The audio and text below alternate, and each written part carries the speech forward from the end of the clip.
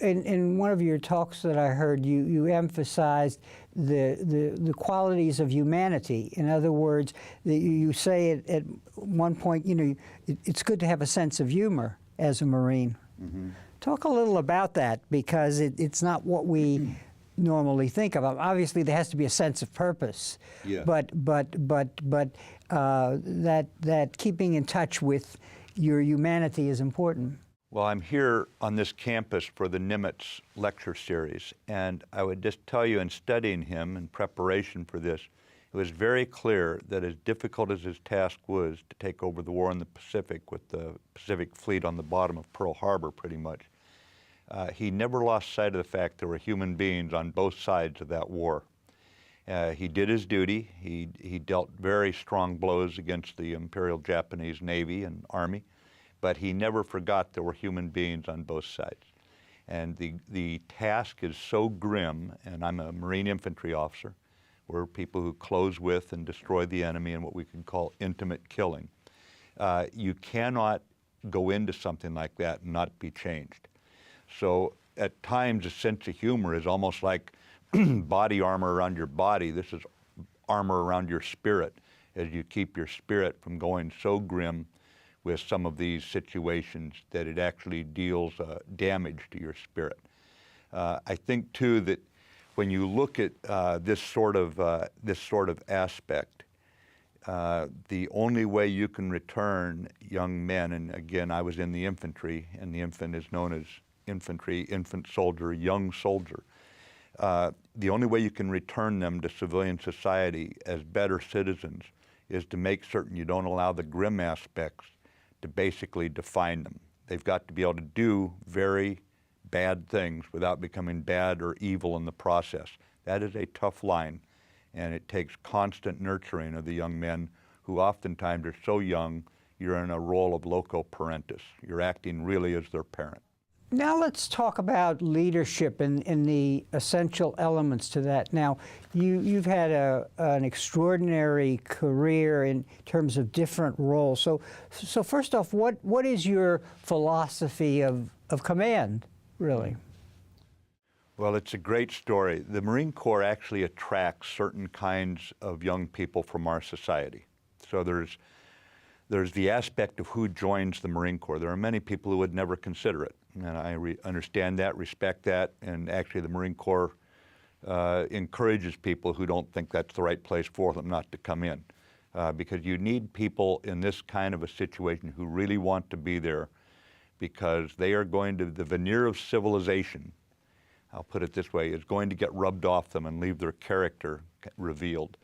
And if they cannot keep their sense of chivalry around innocent people who are caught up on a battlefield, if they can't keep a sense of who they are, then any leadership they adopt is a mimicking of something else that's not really them. So we want to attract people who have an ethical sense, and then the very tough-minded NCOs called drill instructors are going to make Marines out of them. In that regard, the Marine Corps' view of leadership is very, very simple, that you have a father-son, teacher-scholar relationship. It is to be really coaching more than commanding. And how does that equate to the reality of the jobs? When I was a division commander with 25,000 sailors and Marines, I could probably do the commanding aspects of the job in 10 to 15 minutes a day. Their other 23 hours and 45 minutes was spent on coaching young people who came of their own free will, want to do a good job, and you're trying to set the conditions, father, son, teacher, scholar, so that they can be successful. It's fascinating because in your role as a general, you have different audiences. And when you're head of Central Command, you even have more people who you have to talk differently to. And I think it's fair to say you are known for what is taken as statements. They're very outspoken. Yeah. But what you're suggesting here is that's an important element in communicating with the people under you. And whereas a different audience might read into what you're saying very different things.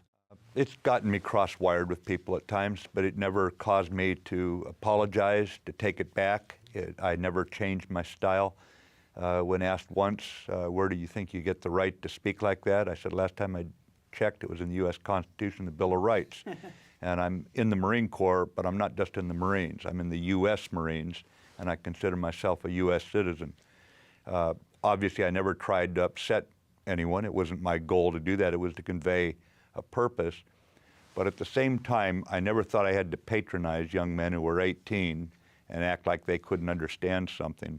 And generally, I tried to speak in a way to my admirals and generals, when eventually I had dozens of them under my command, the same way I spoke to the others who were more junior in rank, in experience, in age, of course. But it was designed for whatever audience I was speaking to, but it should resonate through all those ranks. And I had an Army general when I made colonel who pulled me aside and told me something that really affected me. He said, you have always up until now, as a battalion commander, company commander, platoon commander, you've been able to know your men personally. He said, you've known your sailors and Marines, you know their names, you see their walk, you can tell who they are at 50 meters away. He said, now you're going to executive leadership, and your leadership is going to be filtered down through different people. He said, you're going to have to make even more clear what your intent is. You're going to have to go to the graduate school now for this. Otherwise, what you've done all along and were able to reinforce with your knowledge of individuals will no longer be applicable. And so I kind of put myself back to school and read how generals in history have conveyed their intent, admirals in history, and it was a big help.